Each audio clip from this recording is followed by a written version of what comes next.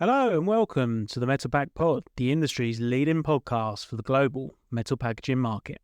The Metal Pack Pod is brought to you by the Metal Packager, the number one digital resource for the global metal packaging market. With over 8,000 monthly users in over 160 countries globally, be sure to check us out on metalpackager.com. I'm your host, Alex Fordham, and in today's episode, we welcome Helen Anderton, Finance Director for Inks in the UK. Nominated for the prestigious British Coatings Federation Young Leader of the Year award, the award celebrates exceptional talent for an individual under the age of 35. During this episode, we discuss Helen's unusual career path so far, what it means to be a woman in the coatings and packaging sector, and we discuss some of the key findings at the recent BCF conference, including how the chemical supply chain can promote careers and find future leaders. We also delve into the opportunities presented at Inks and how the company is driving the next generation of talent. But before we begin, we must give special mention to our sponsors, PPG. Their range of innovative and sustainable solutions help protect and beautify the world. We really do appreciate the support this past year. Now on to today's show. And Helen, good to see you again. Just wanted to touch upon a couple of things that have developed since we last spoke. So, congratulations on the recent news that you have been nominated in the Young Leader of the Year award category at the upcoming British Coatings Federation annual dinner. So, first off, congratulations there, and I assume that was a bit of a surprise for you. Obviously, making the shortlist is, great news. Was quite unexpected. Excellent stuff. And if you can just fill us in on when this will be and location, etc. And I'm guessing you guys will be in attendance.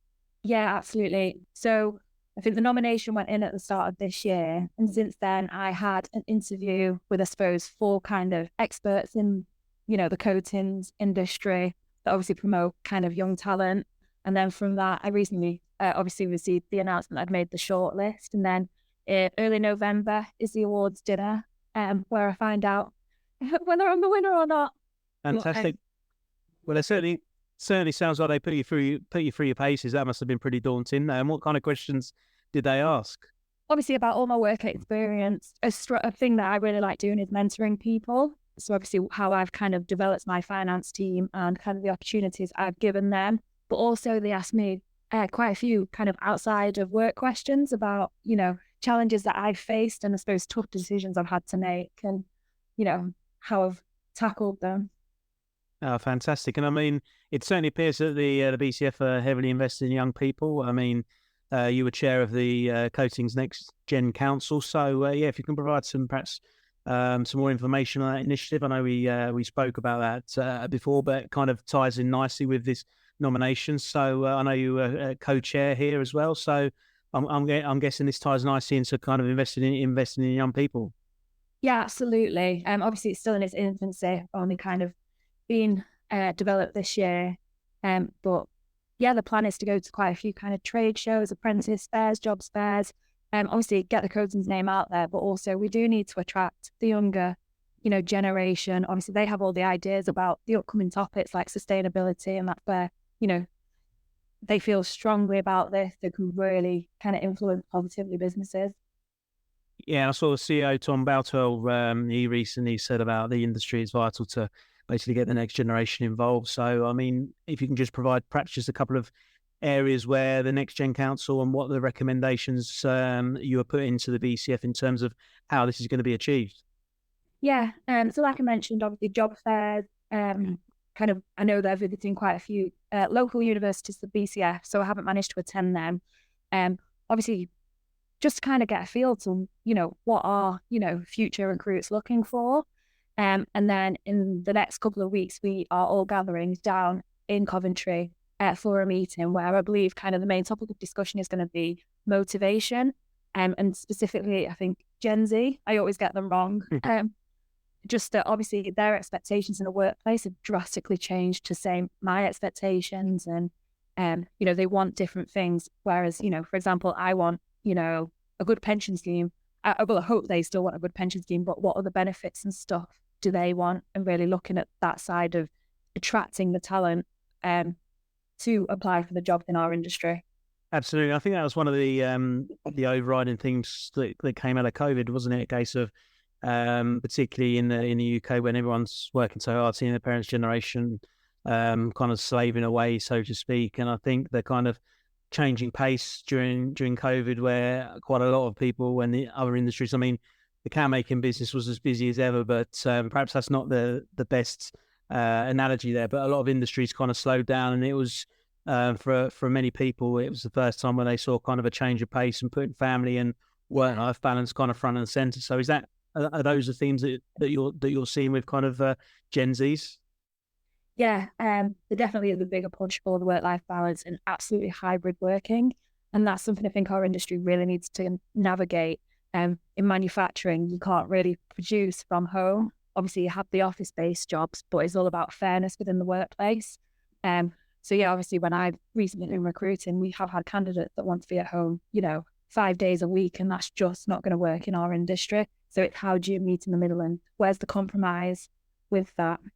Absolutely. It seems that this isn't just a one-size-fits-all approach as well, and treating everyone as a kind of an individual. I know it's impossible as kind of within business to do that all the time, but definitely taking the individuals kind of their preferences to heart is it's certainly important. And just on that note, in terms of inks, is there any kind of bits and pieces that of kind of nuggets of information that you've taken from the Next Gen Council that you're looking to try and implement in your role at Inks? So we are definitely more actively looking at graduate schemes. Obviously, for probably mainly succession planning, and as I've mentioned, the new ideas that they can bring. And also myself and a couple of other employees at Inks, we're actually going to an apprentice, a STEM for Women apprentice fair and graduate fair. Although we're not presenting, we're just going to kind of see what other businesses are doing and see what takeaways we can get from that. And then also I will relay that to the Next Gen Council. So Helen, as you do looking before a meeting, you always have a cheeky look on someone's LinkedIn profile just to get a feel for them. And I saw that you've got a master's in volcanology. Is that the right pronunciation, volcanology? So certainly an unusual pathway into a role of finance director. So if you can just enlighten me on that, I'd be really curious about that. Yeah, so I suppose after college, I had no idea what I wanted to do as a job. So geography was one of my favourite subjects. I really enjoyed travelling. So I went and did a degree in geography, probably hoping for a lot of trips. From that, again, graduated and still had no idea what I wanted to do. So my dissertation was on natural disasters, and I focused on volcanoes in Italy, kind of predicting when they're going to erupt. And from that, I just kind of found this master's in volcanology, so a geophysics master's, went to do that. But then I think that's when I decided that's not really what I wanted to do with my life. With both my degree and my master's, they were very heavily maths-based, statistics, a lot of logic in that. And my mum is also a finance director. And obviously you have long summer holidays when you're at university. So she used to drag me in and I'd go and work for her. So I got to see a lot of high-level accounting quite early on. And then again, it kind of complemented my degree, all the maths, numbers, logic. And then, just kind of fell into accounting and progressed, did a qualification. And then here I am now, finance director at Inc. Fantastic. Congratulations on the progress that you've made. It's really impressive, particularly as a woman in business. It's great to see. And I mean, so far you've been here at Inks, so is it 2 years, I believe? So how are you finding the business so far? It seems like there's lots of opportunities. See that you've recently been on the panel at the British Coaching Federation annual conference. So lots of opportunities, it seems, to progress your career. Yeah, definitely. It was a great move joining Inks. Lots of encouraging, supporting people. Definitely being thrown new opportunities and being thrown out of my comfort zone. As you mentioned, I was on a discussion panel with BCF. But it's been great. And I have to commend the team here for really pushing and encouraging me to kind of get me where I am. And it sounds like your mum was a big influence on your career in the early stage. So that's great to hear. So is it something that you've kind of have you always been ambitious in the work sphere, would you say? And is it something that you've always believed that working hard, you always get the opportunities? And is that something that you're looking to bring into this role, particularly when you're looking to recruit yourself? Yeah, definitely. I always kind of looked up to my mum being ambitious, being successful. And I just knew, I want to be the same. But yeah, no, definitely, I suppose myself on recruiting, looking for that ambition, enthusiasm is, that's half the battle of having good staff. So yeah, we mentioned British Coast Federation there, and I saw in the post report write up that it was kind of stated that attitude over skill wins the day. And is that what you subscribe to as well? Is that you can learn the subject matter, you can learn the skills involved as long as you have the right attitude from the start, and if you're bright enough, you will certainly achieve. Yeah, definitely agree with that. I'd also kind of put it back to myself that once upon a time, someone just gave me the opportunity and took a chance on me, decided to invest time to train me. And I think that's because of my eagerness and want to, learn. So yeah, no, definitely agree with that statement. Just want to move things on somewhat, and certainly in terms of STEM jobs. For those not at the BCF conference, what were the kind of key takeaways from that, encouraging the next generation of STEM professionals? If we're looking to kind of promote our industry and get the next generation in, we really need to understand what motivates, I suppose, the younger people. What motivates me, what motivates you is probably very different to what motivates a young person. So they're probably more about, definitely about sustainability, robotic, flexible working. I've been recruiting recently, and hybrid working is such a key benefit interesting that they want. So yeah, I think the key takeaway was what motivates the young people and how do we kind of compromise and meet what they want. And also, I suppose, and this is a perfect question for you as a senior woman in business as well, as having a diverse workforce. I mean, certainly in the coatings industry, can making sector, you look traditionally at these trade shows, it's very heavily male orientated, white male of a certain age as well, of a certain vintage, and trying to get skill sets from a variety of different backgrounds, cultures. Ultimately, that enhances your the quality of your workforce. So is that also not just for Inks, but also for the BCF? Is that something that you're looking to try and push as well? Yeah, within Inks, our HR director is also quite a younger woman, and so that was really nice to come in and have someone like-minded, and it kind of shows how much Inks support people and promote them. And then also with the BCF, the president of the BCF is also a woman who I've chatted to quite a few times, and she really promotes it. So it's nice to have other people look up to. We interrupt this episode for a brief segment from our sponsors, PPG. Packaging coatings from PPG draw on our company's 140-year history of innovation. We never stop improving our solutions to meet the evolving needs of can makers and the marketplace.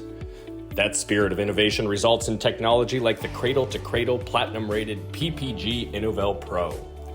PPG Innovel Pro is the latest enhancement to the world's #1 non-BPA beverage can coating. It still doesn't use any bisphenol ingredients, but experienced can makers report that it now sprays like an epoxy. Follow PPG Packaging Coatings on LinkedIn or visit packagingcoatings.com to learn more about why PPG is the coatings partner for can making excellence. So it seems like things are changing then, that it's almost like on a level playing field. And I'm just curious as well, sort of in your work history, is that something that you've always found that as a woman you have to work harder to achieve what you achieve? There's always seen as a bit of a potentially glass ceiling, and particularly male-dominated environments, it's you always push as a woman towards certain roles, particularly marketing, that side of things. You always sometimes pigeonholed into a certain type of role. So is that something that you've found as a potential challenge and that you've had to overcome? Yeah, I definitely in my last role, so that was in the paperboard and packaging industry. Yeah, there was a lot of challenging conversations and negative kind of comments towards me, being a younger woman with, I suppose, a very traditional male workforce. And they didn't really like it when I said no, but moving to Inks, was a really good move, and everyone is really supportive. And I'd say here and in the, I suppose, the coatings industry, from the people I've spoken to with BCF, I've had no negativity, and that's really nice that just so supportive. And is there any kind of tips or observations that you've seen in kind of in your career so far about how perhaps industries could do better, or as a woman looking to try and achieve a senior role? Any recommendations or things that you perhaps wouldn't have done in the past looking back? Sorry to put you on the spot here, but just it's kind of curious, really. I wouldn't tell other women you have to have a thick skin. Although it's moved on, we're not fully there. You are still going to get negative comments. But yeah, I think if you're sure of yourself, have confidence, you know that you're good. Yeah. But that's all that matters. And the right people will support you. So obviously, like here, the senior management thing, we all cheerlead each other. So. No, that's an excellent point about just having self-belief, I suppose, isn't it? Really, that you can achieve anything. So that's great to hear. Perhaps something I missed earlier, I just wanted to move back to. I know in terms of importance for promoting STEM jobs, I mean, we've had certainly been a turbulent last few years. We've had lots to do with, obviously, Brexit, which seems a lifetime ago now. Obviously, with the likes of COVID, we'll have the ongoing kind of sustainability message pushing through. We've had inflationary pressures recently, not least in the UK now. We've had a recent general election. So, to cut a long story short there, I mean, what do you think is the most important thing really in terms of, is it to make these changes to encourage the next generation of kind of STEM professionals? Is it governmental policy, or is it perhaps internally, like companies such as Inks pushing the next generation through? Is it a combination of factors, or is there kind of external factors at play? I'm just kind of curious about who's responsible for pushing the next generation of as we're talking STEM professionals. I think it's quite collective. The businesses definitely have a part to play. It's not an attractive industry, so we definitely have to promote ourselves. Or is it an attractive industry, but from the outside, it doesn't? It's not gaming tech. It's not sexy industry, so to speak. Yeah. But actually, when you unpack it, perhaps I'm biased because I'm in the industry, but there's lots of interesting sort of topics and stuff. From an outside and looking in, it perhaps doesn't seem to be the sexiest of industry. So yeah, that's kind of unpack. Yeah, I think the younger generation, they obviously see kind of like the Google offices and stuff like that, and that's where they want to work. For me, I just love being in manufacturing. It's all the accountancy. It's a lot more complex. It's not just buy, sell. You've got the whole manufacturing process. I suppose that's what gets me excited. And so I suppose that's where, for myself, I can promote it, that actually the experience and the knowledge that you can gain from being in manufacturing. Yeah. As I said, is a lot more valuable than just being in a retail business doing buying down. There's a lot of complexities to get into. So, just curious, Helen, in terms of looking into where you recruit from, is it a case of going into local colleges, universities, trying to find the best talent, or do they come to you, or is it a case of headhunting? How do we kind of recruit that next generation of talent? Because ultimately, people aren't. Well, this is my thoughts. People aren't necessarily just going to come to you because we, as we said earlier, it's not necessarily a sexy industry. So we're not social media influencers here, or doing gaming or etc. So how do you find that generation of talent? I suppose it's quite a mixed kind of way of recruiting. Obviously, for myself in finance, we've got the recruitment agencies, but I suppose for more technical roles and kind of on the shop floor, I think we do need to go into the university and kind of really promote the industry. And is it a case of into local? I don't know. Certainly, when I've been to a couple of automation conferences, and they actually said potentially, if you're looking to recruit the best talent, university age might also be too late because people have made a decision. Actually, it's about getting into schools and getting into colleges early, where young people are perhaps more impressionable and don't know what they want to do with their career. So getting them learning about this industry, about how potentially it's a transferable skill, lots of opportunities. Manufacturing is actually sexy, but you just don't know it yet. So it's a case of also taking one step back and interacting with as many different, I suppose, education outlets as possible.